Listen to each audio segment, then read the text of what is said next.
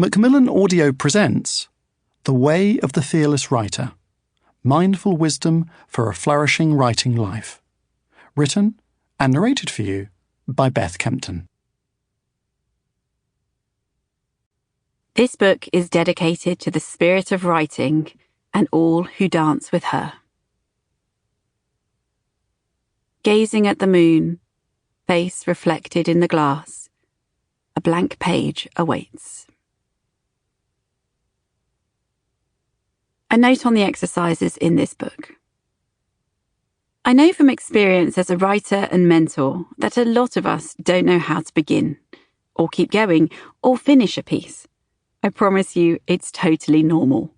Luckily, writing exercises can help. Sometimes all it takes is to say, "Tell me about," and set yourself a timer for 5 minutes, 10 minutes, half an hour. Tell me about your grandmother.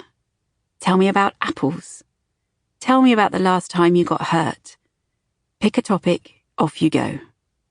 But when we set our own exercises, our biases and tendencies are already at work, so getting writing exercises from other places can really help. In this book, there are 50 writing exercises for you to try. As you write, it's quite possible that these exercises will open the floodgates for all sorts of things to come up and spill out. That is absolutely okay. In fact, it's welcome. But it's really important that you take responsibility for your own self-care in this process. Find some support and seek professional help if you need it.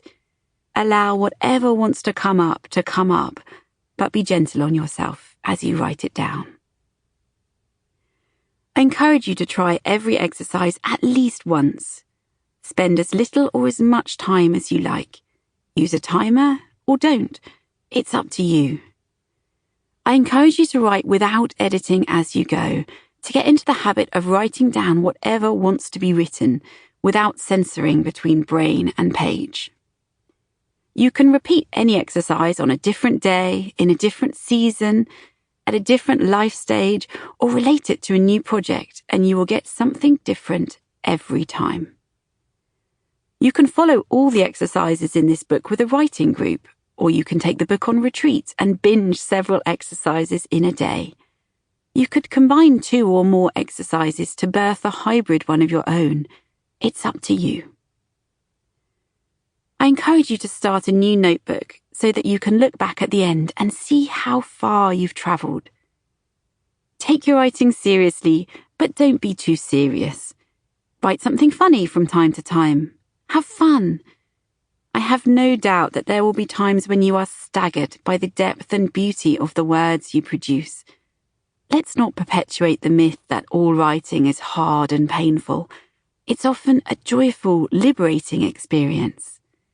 I hope these exercises will help you to connect with the sense of freedom that writing can bring. Okay, it's time to write. Come as you are and let things flow. And by the way, whenever you share work that's come from one of these exercises, feel free to tag me at Beth Kempton, #FearlessWriter. I'd love to see what you write.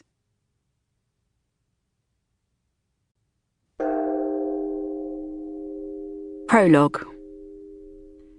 The taxi driver pulled up suddenly, jabbing his finger towards a side street and indicating that this was as far as my ride would go. I handed over a 20 yuan note and stepped out into a downpour.